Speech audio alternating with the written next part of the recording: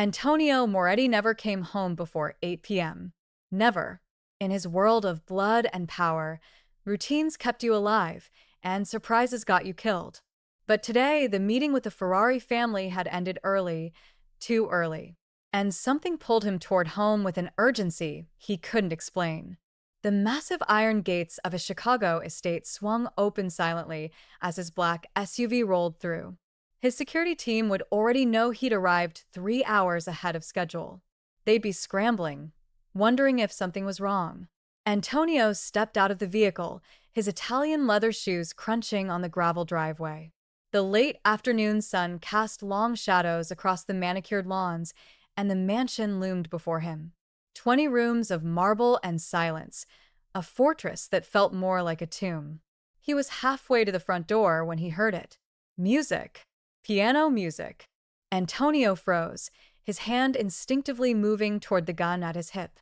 No one played the piano. Not since the accident. Not since his 7-year-old son Diego had lost his sight in the explosion meant for Antonio 18 months ago. The Steinway Grand in the West Wing had sat untouched since that day, a $200 for Darl's monument to guilt that Antonio couldn't bear to look at, let alone hear. But someone was playing it now, and someone was singing. Antonio moved toward the sound like a man in a trance, his heart pounding in a way that had nothing to do with danger, and everything to do with something he'd thought died with his wife 3 years ago. Hope. The music grew louder as he approached the West Wing, and he recognized the song. You Are My Sunshine, but arranged in a way he'd never heard before, with jazz chords and a warmth that made his chest ache. Antonio reached the doorway and stopped. What he saw made him grip the doorframe so hard his knuckles went white. His son Diego, who hadn't smiled in 18 months, who barely spoke anymore, who lived in a world of darkness and fear, was sitting on the piano bench, his small hands on the keys playing. But he wasn't alone. Chloe Grant, the woman he'd hired as a housekeeper 2 months ago, sat beside Diego on the bench, her rich brown skin glowing in the afternoon light streaming through the windows. Her natural curls were pulled back in a simple bun, and she wore her usual modest uniform, but Antonio had never seen anyone look more beautiful. She was guiding Diego's hands over the keys, showing him where to place his fingers, and she was singing in a voice that seemed to wrap around Antonio's damaged heart and squeeze. If you're enjoying this story and want to see what happens next, please subscribe to our channel and let us know in the comments where you're watching from. Your support means everything to us as we continue bringing these stories to life. The other night, dear, as I lay sleeping, I dreamed I held you in my arms. Diego was laughing. Actually laughing. I felt it, Miss Chloe. I felt the vibration change. His voice was filled with an excitement Antonio hadn't heard since before the accident. That's right, baby, Chloe said, and the tenderness in her voice nearly brought Antonio to his knees. Every note has its own feeling. You don't need to see the keys to know them. You can feel them here. She placed Diego's hand over his own chest. In your heart. Antonio's vision blurred, and he realized with shock that tears were streaming down his face. He, who hadn't cried since burying his wife, who prided himself on being made of stone, was weeping in a doorway while watching his son come back to life. Again, Diego demanded, bouncing on the bench. Teach me the next part. Chloe laughed, a sound like sunlight breaking through storm clouds. All right, but then we need to take a break. Your papa will be home soon, and my papa's never home early, Diego said matter-of-factly. And the casual acceptance in his voice cut Antonio deeper than any knife. He's always busy with important work. Antonio saw Chloe's expression falter for just a moment, a flash of something that looked like sympathy mixed with disappointment crossing her face. Your papa loves you very much, she said softly, placing her hand over Diego.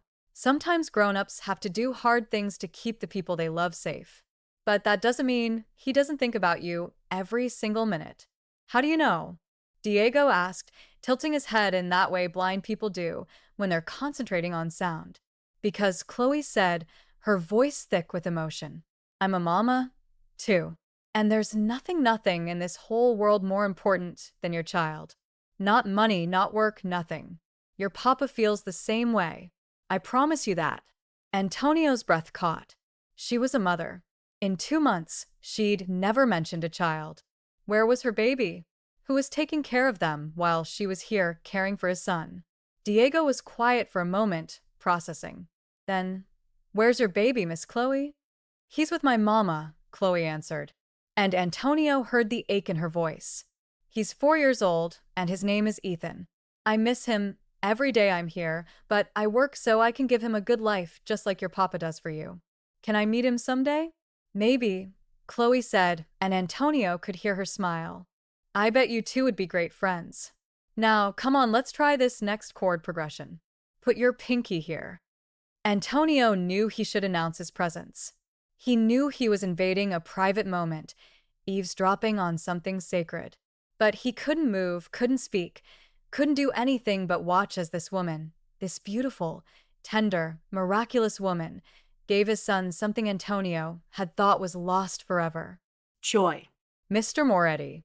Antonio spun around to find Marco, his head of security, standing in the hallway behind him. The older man's eyes were knowing, and for once there was no judgment in them, only understanding. "Sir, Marco began, but Antonio held up a hand. "How long?" Antonio asked quietly. "She started 2 weeks ago, sir. Every day when she finishes her duties, she spends an hour with Diego, teaching him music, reading to him, talking to him." Marco, paused, choosing his words carefully. "She's good for the boy, sir. We've all noticed the change, and you didn't think to tell me. She asked us not to." Marco admitted, said, "She didn't want you to think she was overstepping. She saw a child in pain and wanted to help." Antonio turned back to the doorway, watching as Chloe and Diego laughed together over a wrong note. "Background check?" he asked. Spotless. Marco confirmed. "Single mother working 3 jobs before you hired her. No criminal record, no connections to any families or organizations. She's exactly what she appears to be, sir. A good woman trying to survive. 3 jobs. She'd been working 3 jobs and still found time to care for her own child. And now she was here, giving his son hours of her time she could be spending with her own baby. Double her salary, Antonio said, his voice rough. Effective immediately. "Sir, you heard me. Triple it. And I want a full dossier on her situation, her mother, her son, her housing, everything. If she needs anything at all, I want to know about it." "Of course, sir." Marco left, and Lorenzo remained frozen in the doorway, watching the woman who was somehow piecing his broken son back together with nothing but patience, music, and love. Chloe was teaching Diego a new melody now, something classical that Antonio recognized but couldn't name. Diego's face was scrunched in concentration, his sightless eyes moving behind closed lids as his fingers found the keys. "Perfect," Chloe exclaimed. "Diego, that was absolutely perfect. You're a natural." "Really?" Diego's face lit up with pride. "Really? Really? Your mama would be so proud of you." Diego's smile dimmed slightly. "I don't remember her voice anymore," he whispered. Antonio's heart shattered. That's okay, baby. Chloe said gently, pulling Diego against her side. "You know what I think? I think when people we love go to heaven, they leave pieces of themselves behind in the people they loved. So your mama's love is still here in your heart, in your papa's heart. And maybe she played a soft, sweet melody. Maybe it's in music, too. Maybe every beautiful thing you create is her love coming through you." Diego was quiet, processing this, and then he wrapped his arms around Chloe's waist and buried his face against her side. "I wish you could be my mama," he said so softly. Antonio almost didn't hear it. Chloe's breath caught, and Antonio saw her hand tremble as she stroked Diego's hair. "Oh, sweetheart," she whispered, her voice breaking. "That's the nicest thing anyone's ever said to me." Antonio couldn't watch anymore, couldn't stay hidden while his son expressed the desperate wish that echoed in Antonio's own battered heart. He stepped into the doorway, and Chloe's head snapped up, her dark eyes widening in shock. She saw his face, saw the tears, the raw emotion he was usually so careful to hide, and understanding flooded her features. She knew he'd heard everything. "Mr. Moretti," she breathed, starting to pull away from Diego. I'm so sorry. I didn't mean to. Don't, Antonio said hoarsely, holding up a hand. Don't apologize. Don't move. Don't. His voice broke. Don't stop. Diego's head whipped toward his father's voice. Papa. Papa, you're home early. I am figlio mio, Antonio said, walking into the room on legs that felt unsteady. He crossed to the piano and knelt in front of his son, taking the small hands in his own. I heard you playing. You were magnificent. Miss Chloe taught me, Diego said excitedly. Papa, did you know that every note has its own feeling? You don't need eyes to see music. You can feel it in your heart. Antonio looked up at Chloe, who was still frozen on the piano bench, looking at him with an expression he couldn't quite read. Fear, hope, something in between. Miss Chloe sounds like a very wise woman, Antonio said, never taking his eyes off her. She's the best, Diego declared. Papa, did you know she has a little boy named Ethan? He's 4. Can he come visit sometime? Can I meet him? Diego, Chloe started. But Antonio spoke over her. Yes. Both Chloe and Diego fell silent. Yes, Antonio repeated, rising to his feet, his gaze locked on Chloe's shocked face. He can visit. He can. Antonio's mind raced, making decisions that would have taken him weeks to deliberate in any other context. Miss Grant, I'd like to speak with you in my study. Diego, why don't you practice that last piece you and Miss Grant were working on, but Papa, just for a few minutes, Figgio. Then I'll come back and you can play it for me properly. Diego nodded reluctantly, and Antonio turned to Chloe, extending his hand. She stared at it like it might bite her, then slowly placed her smaller hand in his moment their skin touched. Antonio felt electricity shoot up his arm. From the sharp intake of breath he heard, she felt it, too. He led her out of the room, hyper-aware of how her hand felt in his, small, calloused from hard work, trembling slightly. Down the marble hallway, past priceless artwork and antique furniture, into his private study, Antonio closed the door behind them and turned to find Chloe standing in the middle of the room, her arms wrapped around herself, her eyes bright with unshed tears. I'm sorry, she said before he could speak. I know I overstepped. I know he's your son, and I had no right to. Thank you, Chloe blinked. What? Thank you, Antonio repeated, his voice rough with emotion. For giving my son back to me, for seeing past the darkness to the light still inside him, for he had to pause, gathering control. For loving him when I didn't know how anymore. Mr. Moretti. Antonio, he corrected. Please, after what you've done for Diego, for me, I think we're past formalities. Chloe shook her head slowly. I can't call you Antonio. You're my employer. There are boundaries. Boundaries? Antonio repeated, taking a step closer. Tell me, Chloe, may I call you Chloe? She nodded hesitantly. Tell me, Chloe, where were the boundaries when you held my son while he cried for his mother? When you spent your lunch breaks teaching him to read Braille? When you used your own money? He held up a hand when she started to protest. Yes, Marco told me. When you used your own money to buy Diego music books. How did I know everything that happens in this house? Antonio said, moving closer still until he could see the flecks of gold in her dark eyes. I know you arrive an hour early every day to spend time with Diego before you start work. I know you stay an hour late doing the same. I know. His voice softened. I know you sing to him when he has nightmares about the explosion. A tear slipped down Chloe's cheek.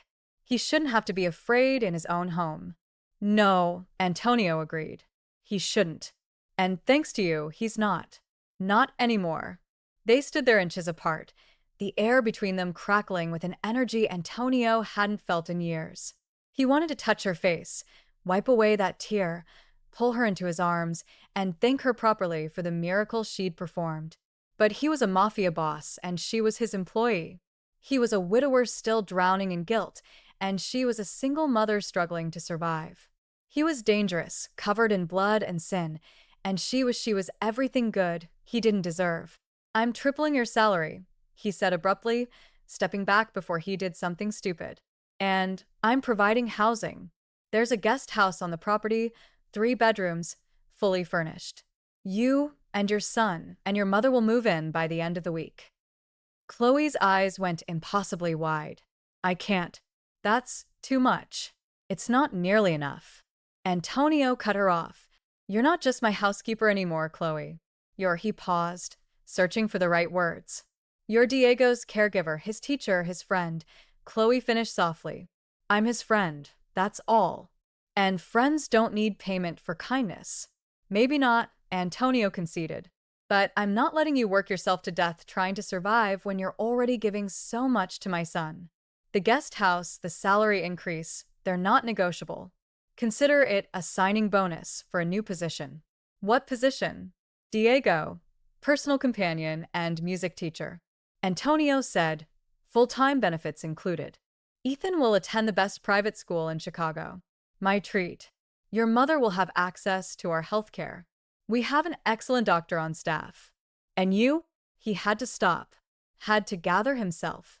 You will never have to worry about keeping the lights on or putting food on the table ever again. Chloe was crying openly now, silent tears streaming down her beautiful face. Why? She whispered, why would you do this for us? Antonio reached out slowly, giving her time to pull away, and gently wiped a tear from her cheek with his thumb. Because, he said quietly, you gave me back my son. And because, he faltered, then pushed forward, speaking a truth he'd only just realized himself. Because in 2 months, you've become the light in this house, and I won't let that light go. Chloe stared up at him, her lips parted, her breath coming fast. For a long moment, neither of them moved. Then Diego's voice rang out from the music room, excited and happy. Papa, Miss Chloe, come here. I got it. I got the whole song. The spell broke. Chloe stepped back, wrapping her arms around herself again, and Antonio let his hand fall to his side. We should, she started. Yes, Antonio agreed.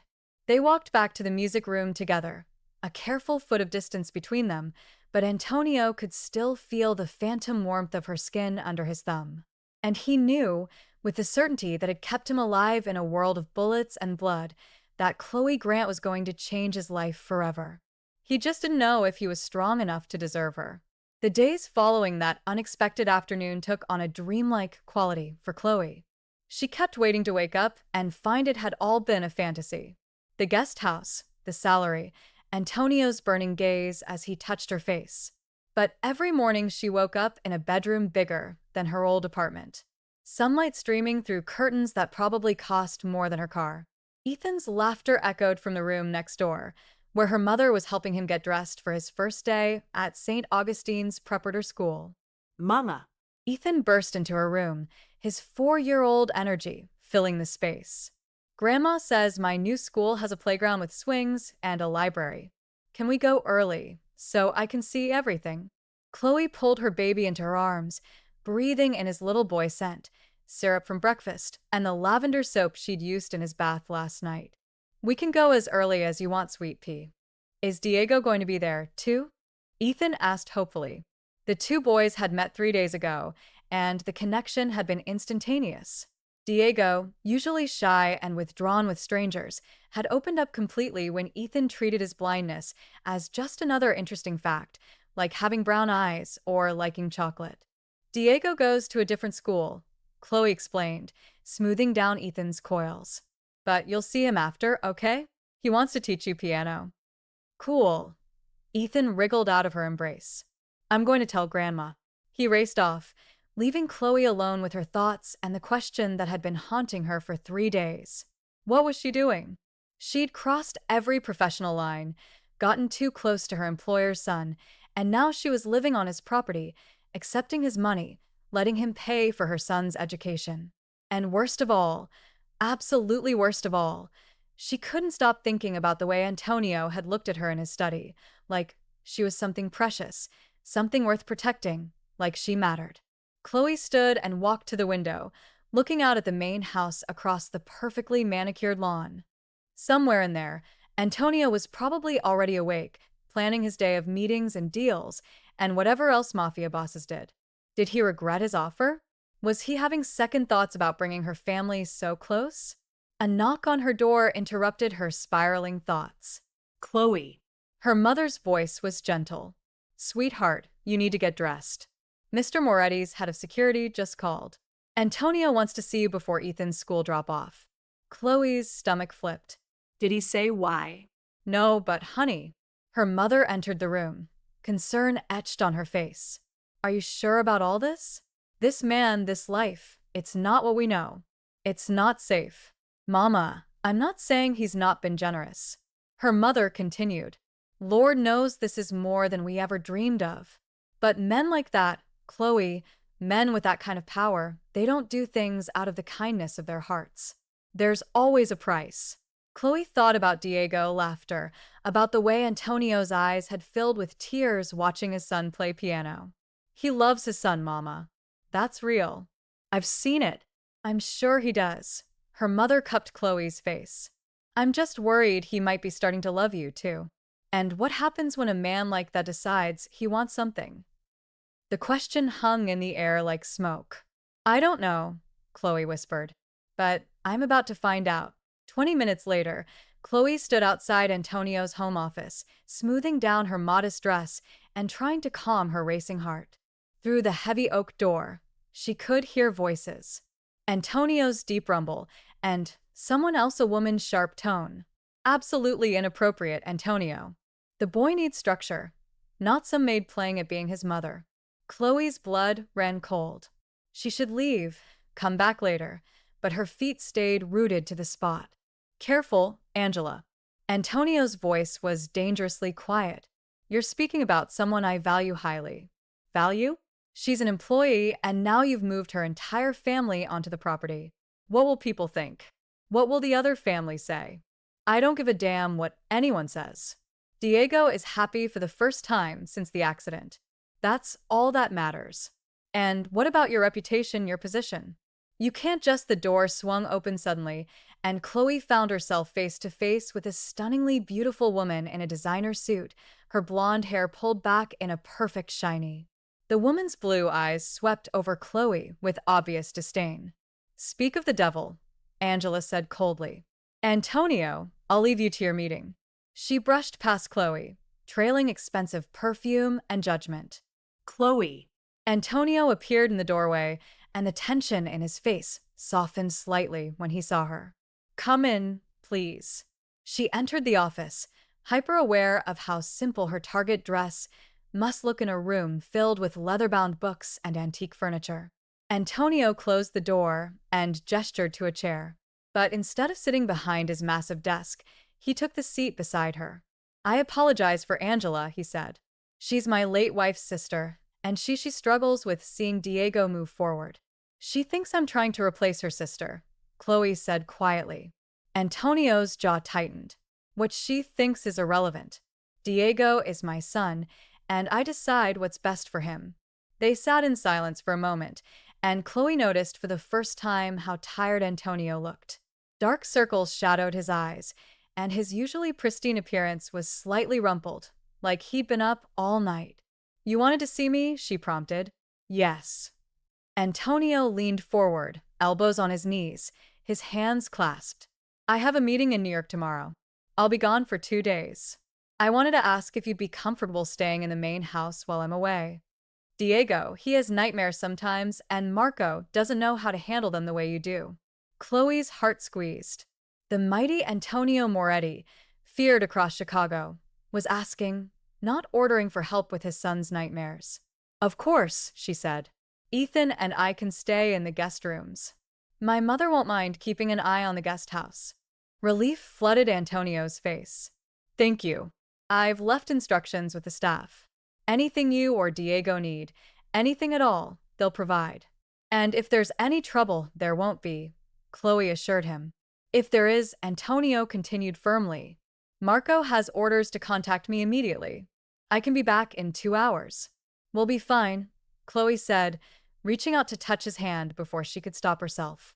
The moment her fingers made contact, that same electric current from before shot through her. Antonio's eyes locked on where her hand rested on his, and slowly, so slowly, he turned his palm up and interlaced their fingers. I know you will, he said quietly. You're stronger than anyone I've ever met. Chloe Grant, she should pull away, should maintain professional distance, should remember that he was a dangerous man with a dangerous life, and she was just a woman trying to survive. But his hand was warm and steady, and for the first time in 4 years of struggling alone, she felt safe. Papa. They sprang apart as Diego's voice echoed down the hallway. The boy appeared in the doorway moments later, Marco hovering protectively behind him. Papa, is Miss Chloe here? Ethan's about to leave for his first day, and I want to wish him good luck. Antonio stood, his composure sliding back into place like a mask. She's right here, Figlio. Come. Diego navigated the room with increasing confidence, another gift from Chloe's patient teaching, and found her chair. She pulled him into a hug, overwhelmed by how much she'd come to love this brave, resilient child. Ethan will be nervous, Diego said. Seriously. Tell him it's okay. Tell him I was scared my first day, too, but then I made friends and it was fun. I'll tell him, Chloe promised. And when he gets home, you can tell him all about it yourself. Maybe teach him that new song. Diego's face lit up. Yeah, the one about sunshine. He'll love it. Watching them together, Antonio felt his chest tighten with an emotion he couldn't quite name. Or maybe he could name it. And that was the problem. He was falling for his son's music teacher. He was falling for the woman who lived in his guest house, who sang Ethan to sleep every night, who brought light into all the dark corners of his life. He was falling and he didn't know how to stop. Didn't know if he wanted to. Go on, he told Diego gently. Marco will walk you to the guest house to see Ethan. After they left, Antonio turned back to Chloe. She was standing now, fidgeting with the hem of her dress, her eyes anywhere but on him. Chloe, I should go, she said quickly.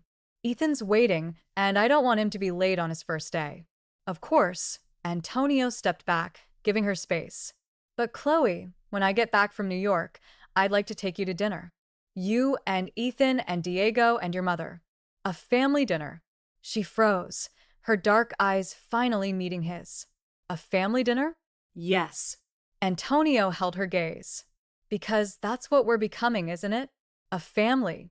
Chloe's breath caught, and for a moment Antonio thought she might refuse, might pull away from this thing growing between them, this impossible connection that defied logic and reason. But then she smiled, a small attentive smile that made his heart stutter. I'd like that, she whispered. We'd all like that. And Antonio knew, watching her walk away, that he was in more danger from this beautiful, tender woman than he'd ever been from any enemy, because she didn't just hold his son's heart in her hands. She held his too.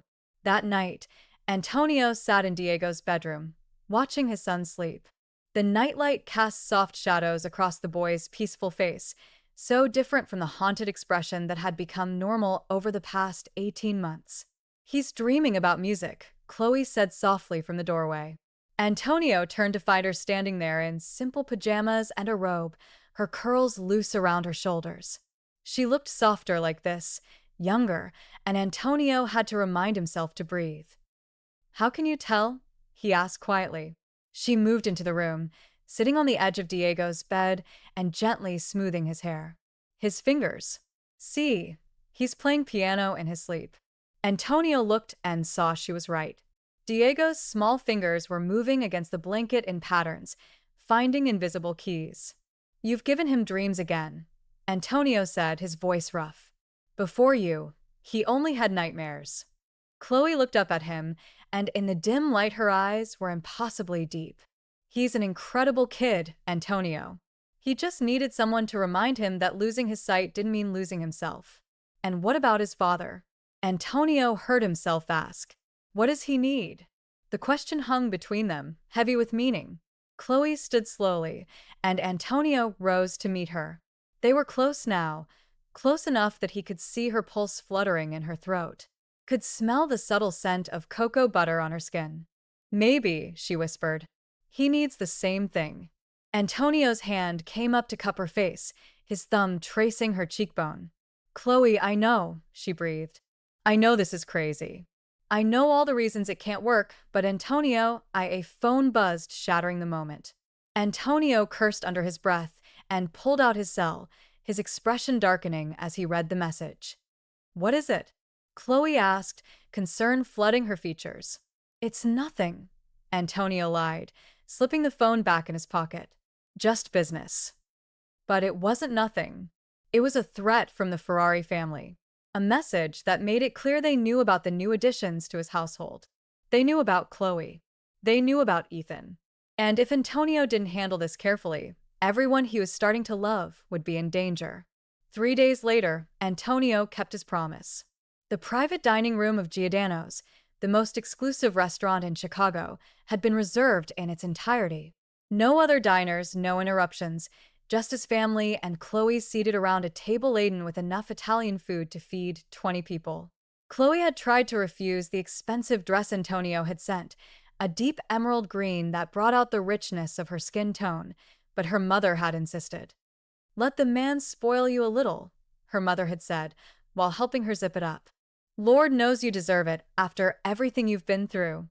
Now, watching Antonio interact with Ethan, cutting his pasta into small pieces, answering endless 4-year-old questions about everything from helicopters to dinosaurs with infinite patience, Chloe felt something crack open in her chest.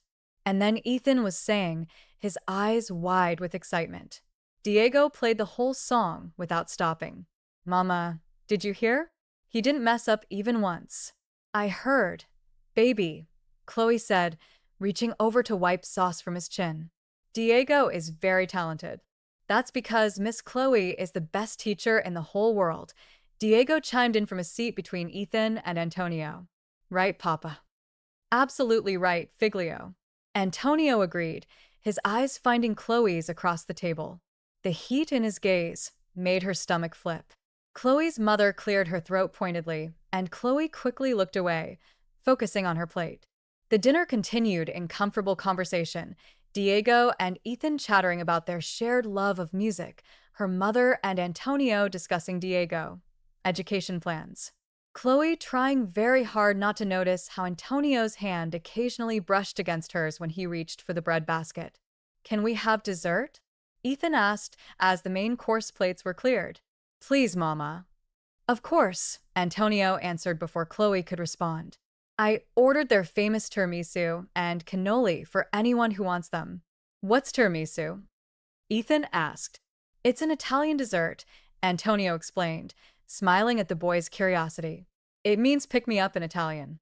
"It's made with coffee and lady fingers, but not real fingers," he added when Ethan's eyes went wide. "It's a type of cookie." "Oh." Ethan looked relieved, then curious again.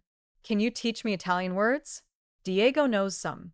He calls you Papa, but in Italian it sounds different." "I can teach you," Antonio said, and Chloe saw something shift in his expression. A softness she'd never seen before. "What would you like to learn first?" "How do you say thank you?" "Grazie," Antonio pronounced carefully. Can you say it? "Grazie." Ethan attempted, his face scrunched in concentration. "Very good. Nearly perfect. Try it again." Grazie. Grazie. Ethan beamed with pride. "I said it right. You did." Antonio reached over and ruffled Ethan's hair. A gesture so naturally affectionate that Chloe's vision blurred with tears. This man, this dangerous, powerful man, was being impossibly gentle with her son, was including Ethan in his world like it was the most natural thing in existence. "Mama, are you crying?" Ethan asked, noticing. "Happy tears, baby." Chloe managed. "I'm just happy we're all together." Her mother squeezed her hand under the table, understanding in her eyes. The desserts arrived. Mountains of tiramisu and cannoli, plus gelato for the boys, and conversation flowed easier now, lubricated by good food and genuine affection. "Miss Chloe," Diego said suddenly, his sightless eyes turned in her direction. "Can I ask you something?" "Anything, sweetheart?" Ethan said, "You sometimes cry at night in the guest house. Are you sad?" The table fell silent. Chloe's throat tightened. Ethan had heard her. She thought she'd been so careful, crying only after everyone was asleep, muffling the sounds in her pillow. "Diego," Antonio said quietly, but Chloe held up a hand. "It's okay." She took a breath. choosing her words carefully. Sometimes, Diego, even when we're happy, we still feel sad about things that happened before. I cry sometimes because I remember when things were hard, when I was scared. But those are old tears. Okay, right now I'm happy. Very, very happy. Diego processed this, then nodded. Papa cries sometimes too. Antonio stiffened his jaw tight. I hear him. Diego continued innocently. When he comes to check on me at night after he thinks I'm asleep, he sits in my room and cries. Chloe's heart broke. She looked at Antonio and saw the vulnerability he usually hid so well. Saw the pain of a father drowning in guilt. That's because your papa loves you very much, Chloe said gently. And sometimes love is so big it has to come out in tears. Oh, Diego smiled. That's okay then. I cry happy tears when you sing to me, Miss Chloe, so I understand. The moment passed, but the weight of it lingered. After dessert, Antonio suggested the boys play in the restaurant's private courtyard, a secure enclosed garden with a fountain. Marco took up position nearby, while Ethan and Diego chased each other around the space, their laughter echoing off the stone walls, which left Chloe, her mother, and Antonio at the table. I should check on the boys, Chloe's mother said with a knowing smile. Give you two a minute. And then they were alone. Antonio, Chloe started. What Diego said is true. Antonio finished. I do cry. Every night I sit in his room and remember the explosion. Remember holding him while he screamed in pain. Remember the doctors telling me he'd never see again. And I cry because it should have been me. Don't say that. It's true. Antonio's voice was raw. The bomb was meant for me. My enemies targeted my car. Diego was only in it because I'd promised to take him to get ice cream. He lost his sight because I was too arrogant to see the threat coming. Chloe reached across the table and grabbed his hand. You can't think like that. You'll destroy yourself. Maybe I deserve to be destroyed. No. She squeezed his hand hard. No, Antonio, you're a good father. You're a good man. And Diego is happy now. He's thriving. You gave him that. You gave him that. Antonio corrected. You brought light back into his life, into both our lives. They stared at each other, hands clasped, and Chloe felt the world narrow to just this moment, just this man, just this impossible connection. Chloe, Antonio said softly, I need you to know something.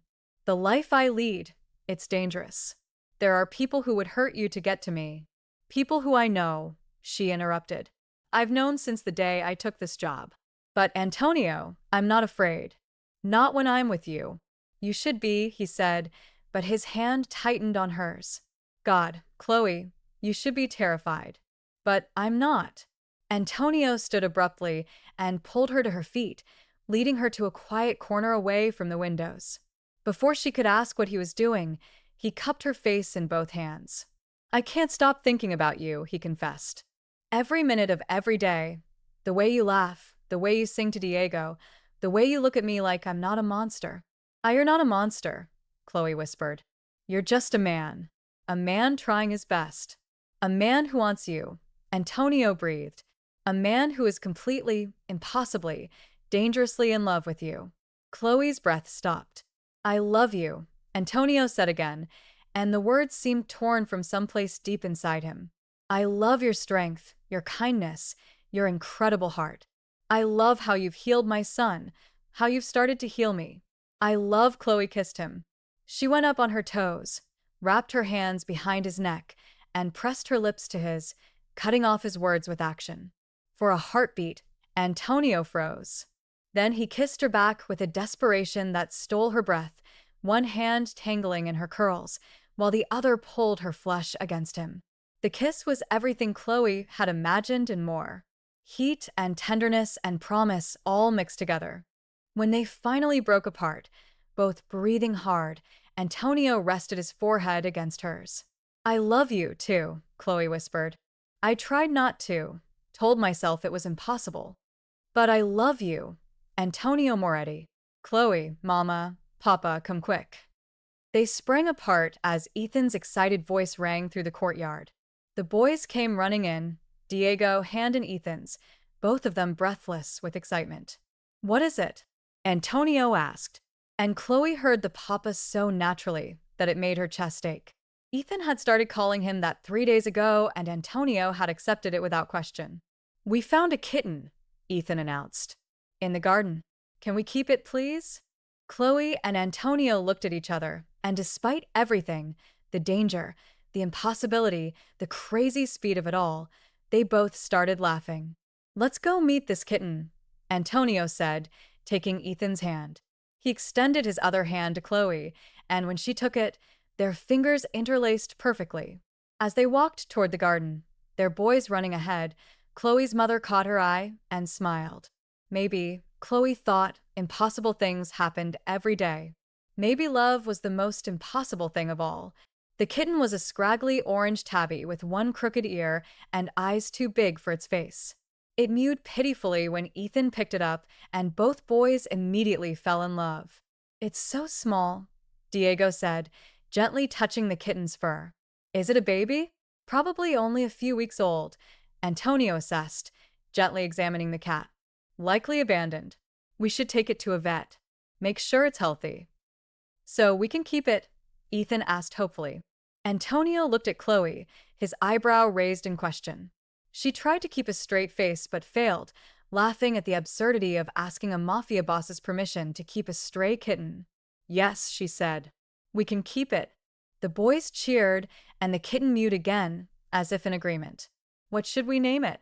Diego asked. Sunshine. Ethan suggested immediately. Because of the song Miss Chloe teaches us. Diego nodded enthusiastically. Yes, Sunshine.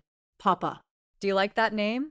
Antonio, who had probably executed men for lesser offenses than naming a cat something ridiculous, smiled. I think it's perfect, Figio. And that's how the Moretti household acquired its newest member, a scraggly orange kitten named Sunshine. As they prepared to leave the restaurant, Antonio's phone buzzed. He checked it, and Chloe saw his expression harden for just a moment before he schooled his features back to neutral. Everything okay? She asked quietly. Fine, he said, but she could hear the lie. Just business. Chloe wanted to push, wanted to know what was wrong. But Ethan was tugging on her hand, talking excitedly about where Sunshine would sleep, and Diego was asking if kittens could learn piano, too. So she let it go. She didn't know that the message Antonio had received was another threat from the Ferrari family. Didn't know they'd seen photos of tonight's dinner, of Antonio holding her hand, of the kiss in the corner. Didn't know that by falling in love with Antonio Moretti, she'd just put a target on her own back. But Antonio knew, and as he helped Ethan into the car, as he buckled Diego's seatbelt and listened to the boys plan Sunshine's first day at home, he made a silent vow. Nothing would hurt his family. Even if keeping that promise meant revisiting the darkest parts of himself he'd tried to leave behind. 2 weeks passed in a blur of happiness that felt almost surreal. Chloe moved into the main house permanently, taking a suite of rooms on the same floor as Diego. Ethan came with her, and suddenly the massive mansion that had felt like a tomb was filled with laughter and music and life. Diego and Ethan became inseparable, their friendship transcending the 3-year age gap and Diego's disability. Ethan became Diego's eyes, describing everything in vivid detail, while Diego taught Ethan piano and the beauty of sound. And Antonio. Antonio was everywhere and nowhere all at once, present at breakfast, making sure Ethan had the chocolate milk he loved, and Diego had his medications. There for bedtime, reading to both boys in a mixture of English and Italian that had them giggling, teaching Ethan chess, helping Diego with Braille homework, playing with Sunshine the kitten, who had claimed the entire household as her kingdom. But at night, after the boys were asleep, he disappeared into his study for phone calls that lasted hours. Came back with shadows in his eyes and tension in his shoulders. Held Chloe a little tighter, kissed her a little more desperately, like he was trying to memorize the feel of her in his arms. They hadn't made love yet, both of them dancing around that final step, aware that crossing it would change everything irreversibly.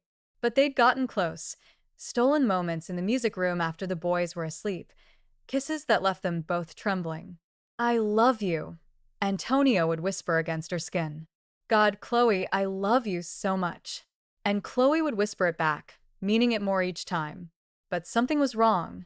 She could feel it in the way Marco watched her now with worry in his eyes, in the increased security presence around the estate, in the way Antonio's phone never stopped buzzing.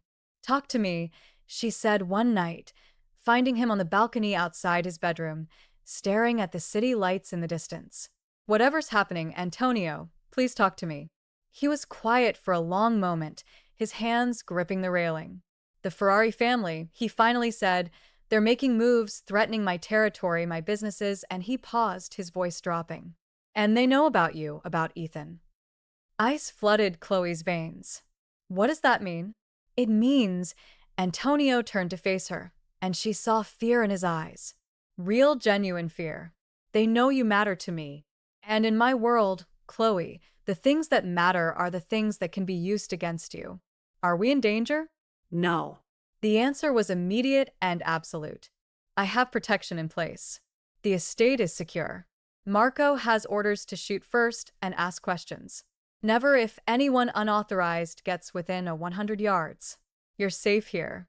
"Here," Chloe repeated. "But what about when Ethan starts school?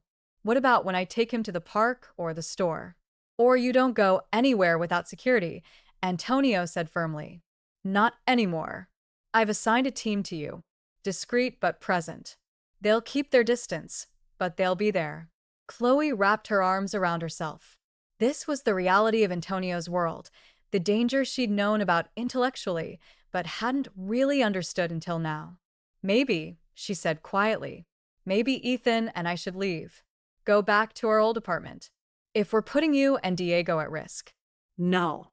Antonio crossed to her in 2 strides, gripping her shoulders. "Absolutely not. Leaving would make you more vulnerable, not less. Here, I can protect you.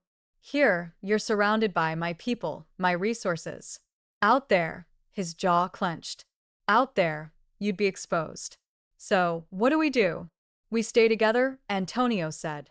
"We trust my security team," and he paused, something flickering in his eyes. "There's a way to make you and Ethan completely untouchable. A way to ensure no family would ever dare to threaten you." What way? Antonio took a breath, and Chloe realized his hands were shaking. "Marry me." The world stopped. What? "Marry me?" Antonio repeated, his voice stronger now. "Not just for protection, though that's part of it. In my world, Chloe, a wife is sacred, untouchable. No one would dare harm Antonio Moretti's wife and expect to live. But more than that," he cupped her face. "More than that, I want to marry you because I love you. Because I want you by my side for the rest of my life. Because when I imagine the future, you're in every moment of it." Chloe couldn't breathe. "Antonio, we've only known each other for 3 months. "I knew after 3 days," he interrupted. "The moment I saw you with Diego, the moment you looked at me with those eyes that see past all the blood and violence to the man underneath, I knew. You're it for me, Chloe Grant. You're the one, the only one." Tears streamed down Chloe's face. "This is crazy. I know. We're from completely different worlds. I know you're a mafia boss, and I'm the strongest woman I've ever met." Antonio finished. "The best mother, the kindest soul, the most beautiful person inside and out. Chloe, you've already changed my life. Already made me a better father, a better man. Let me make you my wife. Let me give you and Ethan my name, my protection, my everything." "What about Diego?" Chloe asked through her tears. "How would he feel?" Antonio's smile was soft. "I asked him yesterday. He said, and I quote, 'Papa, if you don't marry Miss Chloe, I'll never forgive you.'" Despite everything, Chloe laughed. He did not say that. He did. And then Ethan overheard and asked if that meant you'd be Papa's wife, and he'd get to be my son for real. So I think the boys are on board." Chloe looked up at this impossible man, this dangerous, tender, complicated, loving man, and knew her answer. Had known it probably since that first day when she'd seen him cry watching his son play piano. "Yes," she whispered. "Yes, Antonio Moretti. I'll marry you." Antonio's breath left him in a rush, and he kissed her with a desperation that spoke of relief and joy and promise. When they finally broke apart, He rested his forehead against hers. I'll keep you safe, he vowed. All of you. I swear it on my life. I know, Chloe said. I trust you. And she did. God help her, she did. What Chloe didn't know was that in a warehouse across town, the Ferrari family was making their final plans. That they'd already identified the weak point in Antonio's security. That they were planning something that would test every promise Antonio had just made. The storm was coming and it would arrive in 3 days. The engagement party was supposed to be small, just family and Antonio's most trusted associates. But somehow it had grown into an event of 50 people, all gathered in the mansion's ballroom, drinking expensive champagne and celebrating the fact that the ruthless Antonio Moretti had fallen in love. Chloe wore a cream-colored dress that Antonio had insisted on buying, simple but elegant, with her natural curls styled in an updo that showed off the diamond earrings he'd surprised her with that morning. You're glowing, her mother said, pulling her into a hug. Oh, sweetheart, I'm so happy for you. Thank you, Mama. Chloe squeezed back, overwhelmed by how much had changed in just 4 months. I wish Daddy could be here. He's watching, her mother assured her. And he's proud. So proud of the woman you've become, the mother you are. Across the room, Antonio was talking with his associates, one hand holding a glass of scotch, the other keeping Ethan balanced on his hip. Ethan was chattering away, oblivious to the serious nature of the conversation, and Antonio listened with equal attention to both his business partners and the 4-year-old's story about Sunshine's latest antics. He's good with him, her mother observed. Really good? Ethan's already calling him Papa like it's the most natural thing in the world. I know. Chloe watched them, her heart so full it ached. Planted Diego. Diego has been teaching Ethan piano every day. They're inseparable. As if summoned by her words, Diego appeared at her side, guided by his cane, but moving with increasing independence. Miss Chloe, I mean Mama. He'd started calling her that last week, shyly at first, then with more confidence. Can Ethan and I show everyone the song we learned? Of course, baby. Chloe kissed the top of his head. Whenever you're ready. The impromptu performance, 10 minutes later, stopped all conversation. Diego and Ethan sat together at the grand piano. Diego's hands on the keys with Ethan beside him, singing in his sweet, clear voice while Diego played. It was You Are My Sunshine, the song that had started everything, but arranged beautifully with harmonies and chord progressions that showcased Diego, natural talent. Chloe watched through tears, and when she looked at Antonio, she saw his eyes were wet, too. This was their family, their beautiful, impossible, perfect family. The song ended to thunderous applause, and both boys beamed with pride. Bravo, Antonio called out, crossing to the piano and lifting both boys into his arms, making them shriek with laughter. My talented sons, bellissimo. Chloe's heart swelled, her boys, all 3 of them. The party continued, the mood light and joyful. Ethan and Diego eventually tired and were taken upstairs by Chloe's mother, protesting that they weren't sleepy even as they yawned. Chloe was talking with one of Antonio's associates' wives, a kind woman named Vera, who had offered to help plan the wedding when she felt Antonio's hand at the small of her back. Excuse us, he said to Vera, his voice tight. I need to speak with my fiancé. Something in his tone made Chloe's stomach drop. She let him guide her away from the crowd into his private study, where Marco was waiting with a grave expression. What's wrong? Chloe asked immediately. We just got word, Marco said. The Ferraris are moving tonight. They somehow got intel about the party, about the security rotations. How? Antonio demanded, his voice deadly quiet. We're working on finding the leak. But, sir, they're planning to hit within the hour. The estate specifically. Chloe's blood turned to ice. The boys are safe, Antonio assured her quickly, gripping her shoulders. They're in the secure room upstairs with your mother. Marco's best men are with them. But Chloe, his jaw clenched. You need to go with them now. No. The answer was immediate. I'm not leaving you, Chloe. No, Antonio. She grabbed his face, forcing him to look at her. We're a family now. Whatever happens, we face it together. She's right, boss, Marco said quietly. Separating now could be worse. If they've compromised our security, they might have people inside. Better to keep everyone in one location. Antonio looked between them, his expression tortured. Finally, he nodded. Fine.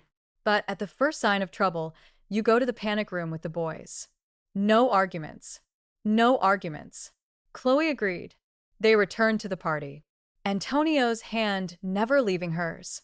The celebration continued, but Chloe could see the tension in Antonio's shoulders, could feel the change in the air as his security team repositioned themselves throughout the house.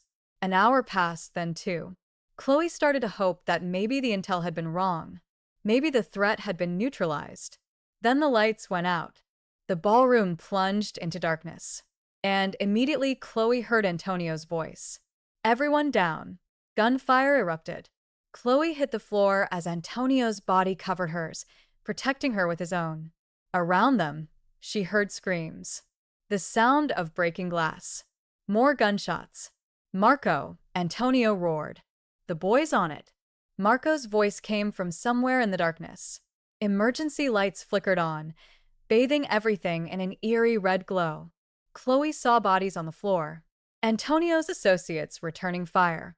Security team members rushing toward the stairs. Come on. Antonio hauled her to her feet, half dragging her toward a hidden door in the wall. The panic room now. They ran through secret passages Chloe didn't even know existed. Antonio's gun drawn, his eyes constantly scanning for threats.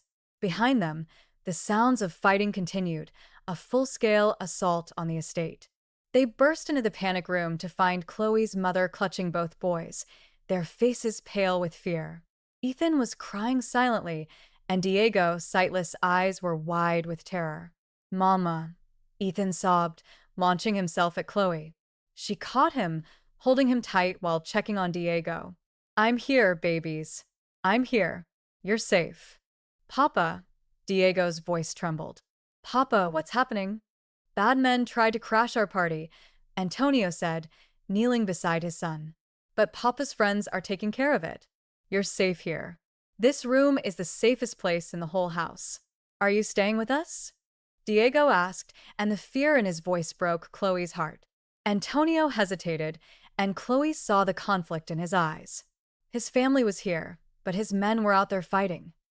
Marco has it handled, Chloe said quietly, reading his thoughts. Your family needs you here. Antonio looked at her, love and gratitude wearing with duty in his expression.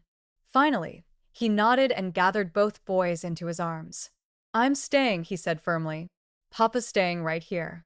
They huddled together in the panic room, Antonio, Chloe, her mother, and the two boys, listening to the sounds of battle rage above them. Ethan cried against Chloe's chest while Diego pressed against Antonio's side. Both boys terrified, but trying to be brave. Sing to them. Antonio whispered to Chloe. Please. So Chloe sang. Sang. You are my sunshine and amazing grace, and every lullaby she knew. Her voice shaking but steady, filling the room with something other than fear. And slowly the boys calmed. Slowly the sounds of fighting above them faded. And finally, Marco's voice came through the intercom. All clear. Boss targets neutralized. The estate is secure. Antonio's entire body sagged with relief. He pulled Chloe and both boys against him, holding them so tightly Chloe could barely breathe. It's over, he whispered. You're safe. I've got you. It's over. But as they emerged from the panic room an hour later, stepping over debris and shattered glass past bullet holes in priceless artwork, Chloe knew the truth. It wasn't over. Not until Antonio dealt with the Ferrari family once and for all. And she also knew, looking at the cold fury in his eyes as he surveyed the damage to his home, their home, that when Antonio Moretti went to war, he didn't lose. The next 3 days were the longest of Chloe's life.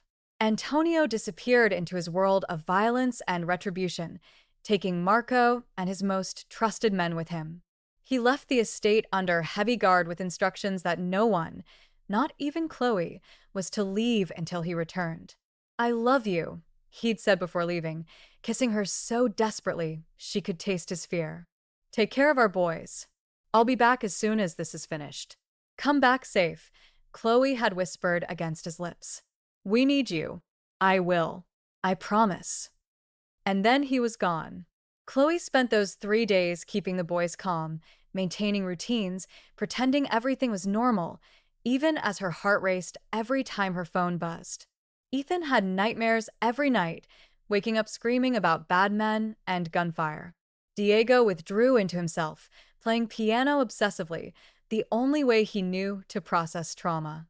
And Chloe held them both, sang to them, loved them, and prayed that Antonio would keep his promise. On the third day, Marco called. It's done, he said simply. The boss is on his way home. ETA 20 minutes. Chloe nearly collapsed with relief. Is he hurt? Some bruises, nothing serious. He'll tell you the rest himself. When Antonio walked through the front door, Chloe nearly sobbed. He looked exhausted, his usually immaculate suit wrinkled and stained, dark circles under his eyes, a bruise blooming on his jaw. But he was alive. Papa. Diego's voice rang out from upstairs. The boy had somehow sensed his father's arrival. Maybe from the sound of the car, maybe from pure instinct. Papa's home. Both boys thundered down the stairs, and Antonio caught them in his arms, dropping to his knees and holding them like he'd never let go. I'm home, he said, his voice breaking. I'm home, my sons. I'm home. Ethan was crying and Diego was clinging to Antonio's neck, and Chloe stood back giving them this moment, her own tears streaming down her face. Finally, Antonio looked up and met her gaze. Come here, he said softly, extending one arm. Chloe went, folding into their family embrace, and for the first time in 3 days, she felt like she could breathe. Later, after the boys were finally convinced to go to bed, both insisting on sleeping in Antonio's room, unwilling to let him out of their sight, Antonio and Chloe sat in his study. Tell me, she said quietly. Antonio was silent for a long moment, staring at the glass of scotch in his hands. The Ferrari family no longer exists, he finally said. Not as an organization. I dismantled their operation, seized their assets, and gave their soldiers a choice. Pledge loyalty to me or leave Chicago. And their leaders, his jaw tightened, are no longer a threat to anyone. Chloe understood what he wasn't saying. Understood that Antonio had done things in the past 3 days that he would never speak of, things that lived in the dark parts of his world she could never fully understand. I'm sorry you had to see that, Antonio said, reading her expression. The attack, the violence. I'm sorry I brought that into your life, into our boys' lives. Stop. Chloe moved to kneel in front of him, taking his face in her hands. You didn't bring violence into our lives, Antonio.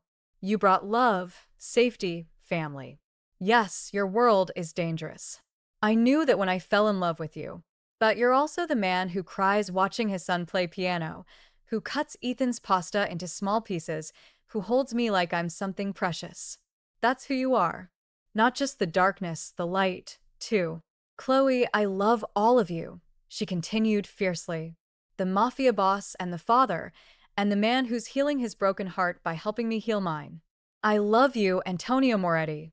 All of you. Antonio pulled her up into his lap, holding her tight. I don't deserve you. Probably not, Chloe agreed, making him laugh despite everything. But you're stuck with me anyway. They sat like that for a long time, holding each other in the quiet, and Chloe felt the last pieces of both their hearts slot into place. This was love. Not the fairy tale kind, not perfect or easy or safe, but real. Messy and complicated and absolutely completely right. When do you want to get married? Antonio asked eventually. As soon as possible, Chloe answered without hesitation. I don't want to wait anymore.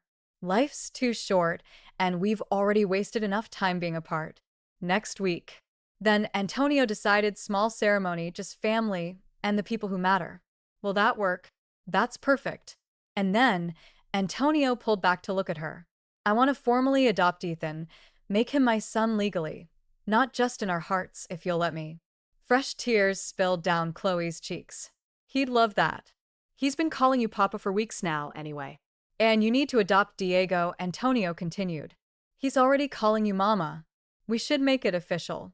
A family, Chloe whispered. A real family. We've always been a family, Antonio corrected. From that first day, when you taught my son to feel music in his heart. We've been a family this whole time. Now we're just making it official. The wedding happened on a Thursday afternoon in the mansion's garden with exactly 17 people in attendance. Chloe wore a simple white dress and flowers in her hair. Antonio wore a perfectly tailored suit and had Diego and Ethan as his best men. Chloe's mother cried through the entire ceremony, and Marco, gruff, dangerous Marco, had to wipe his eyes when Antonio and Chloe exchanged vows. I promise, Antonio said, his voice thick with emotion, to love you and protect you and our family for the rest of my life. I promise to be the man you see when you look at me. Not perfect, but trying, always trying. And I promise, his voice broke, I promise to never take for granted the miracle of this love, this family, this life we're building together. I promise, as Chloe echoed, to stand by your side through everything, to love you in the darkness and the light, to be a mother to Diego, and to help you be the father I know you are. And I promise, she reached up to wipe tears from his cheeks to remind you every day that you deserve this happiness, that you deserve to be loved. They were pronounced husband and wife, and when Antonio kissed her, both boys cheered. Sunshine the kitten meowed from her spot on Ethan's lap, and Chloe felt her whole heart expand with a joy she'd never thought possible. The reception was small but perfect. A catered dinner in the garden, music from a string quartet, and a cake shaped like a piano that made Diego laugh with delight. But the best moment came at the end of the night when both boys were supposed to be asleep, but snuck out of bed to find Antonio and Chloe slow dancing on the terrace. Papa. Diego called out softly. Mana. They turned to find both boys in their pajamas, holding hands, looking uncertain. Can't sleep? Antonio asked gently. We just wanted to see you were still here, Ethan admitted. That it wasn't a dream. Chloe's heart clenched. Come here, babies. Both boys ran to them, and Antonio scooped them both up, one in each arm, while Chloe wrapped around all of them. This is real, Antonio promised. We're family now. Forever, no matter what. Forever. Diego asked. Forever. Antonio confirmed. Even when we're naughty, Ethan asked worriedly. Especially then, Chloe said, kissing his forehead. That's what family means, baby. We stick together no matter what. Can we sleep in your bed tonight? Diego asked. Just for tonight, because it's your wedding night, and we want to be close. Antonio looked at Chloe, eyebrow raised in question. She laughed and nodded. All right, Antonio agreed. But just for tonight. Tomorrow you're back in your own beds. Yes, Papa. Both boys chorused. They ended up in Antonio's massive bed. Now Antonio and Chloe's bed with Ethan curled against Chloe's side and Diego tucked under Antonio's arm. Sunshine the kitten somehow found her way up too, curling into a ball at their feet. Tell us a story, Ethan requested sleepily about how Papa and Mama met.